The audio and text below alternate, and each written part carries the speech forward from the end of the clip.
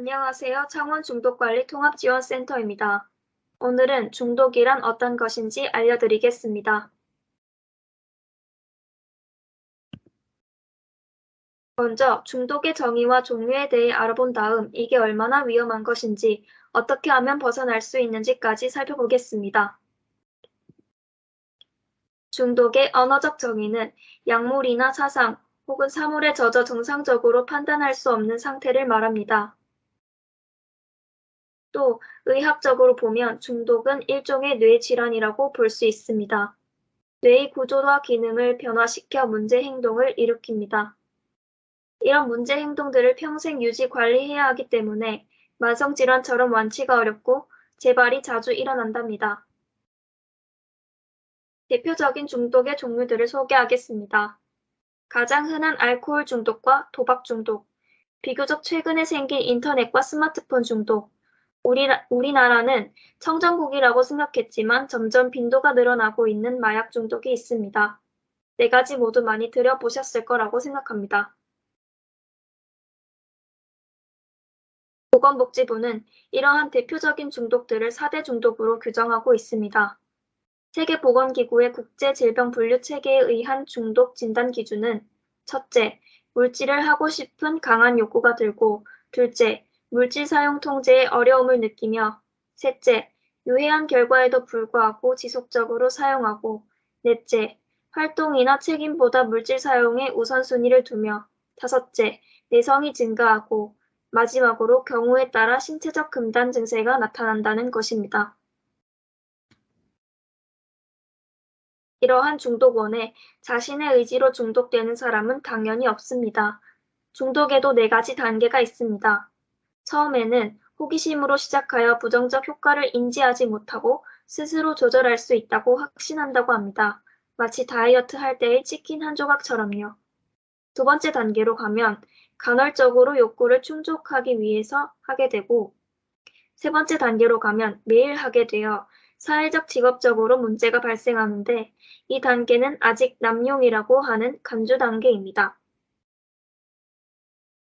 마지막 중독 단계로 가게 되면 금단 증상이 일어나며 삶의 중요한 부분으로 자리 잡아 문제를 알면서도 끊지 못하게 된다고 합니다.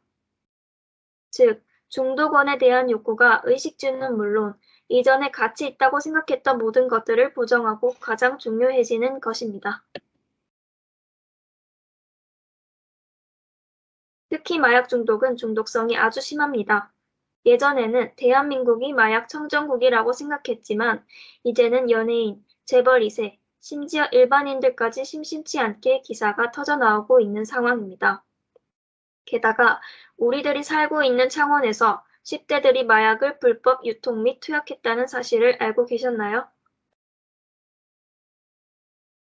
이제는 생활 속에서 뗄래야 뗄 수 없는 스마트폰 또한 코로나 시대를 맞아 과사용자가 2배로 증가하고, 자제력이 약한 유아 사용자들은 4명에 1명꼴로 중독되어 더욱 절제를 하지 못하는 상황입니다. 또한 도박 중독과 관련된 연령층은 점점 낮아져 10대들까지 도박에 손대는 것을 모 웹툰에서 풍자한 적도 있지요.